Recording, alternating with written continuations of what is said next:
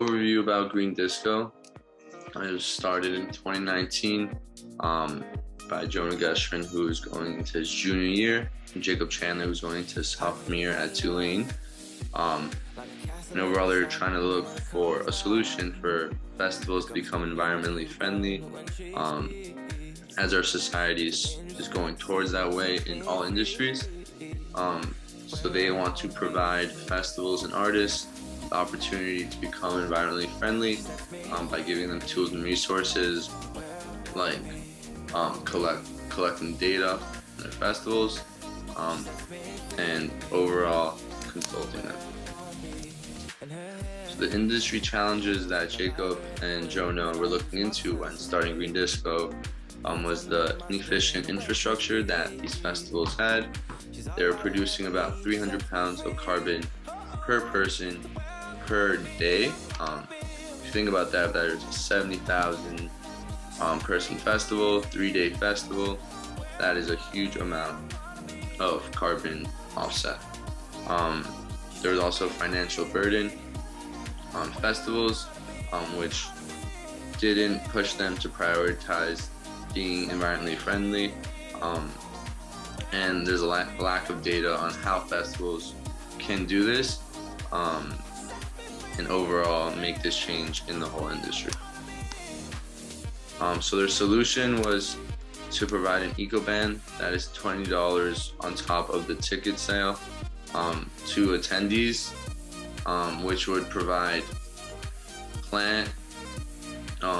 planting trees in Kenya, which offsets the carbon, dealing with the waste management after the festival, recycling it all, plastic, aluminum, and more, and also donate to a local nonprofit of the festival's choosing, which would make a big impact in the community.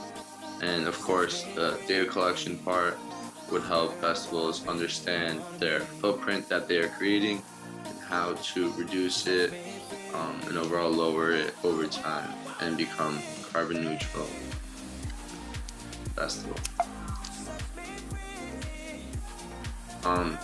Talking about the certification of festivals, they would just have these certifications for festivals that would label them carbon neutral, zero waste, and net positive, which would overall attract more attendees to these festivals, knowing that they are caring about their footprint and trying as hard as they can not to affect the planet while still having the same festival and having the overall fun.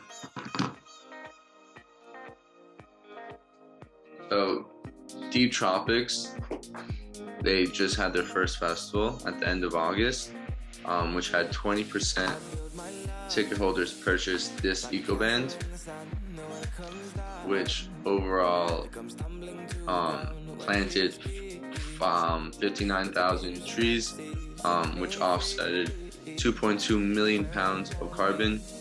And in perspective, Lollapalooza, which is 70 times the size of Deep Tropics, has carbon emissions of 2.6 million pounds.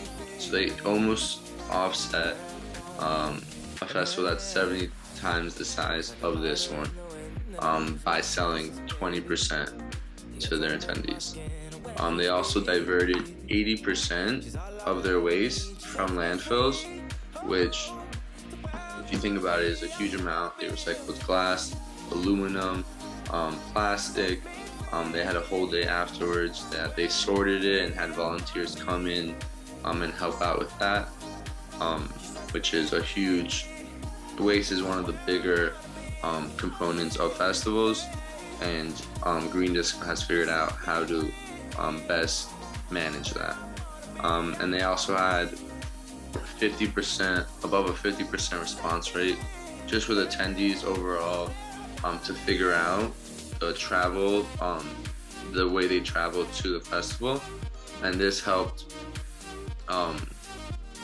figure out the data that they needed to see how much they needed to remove overall and the impact they had being Green Disco.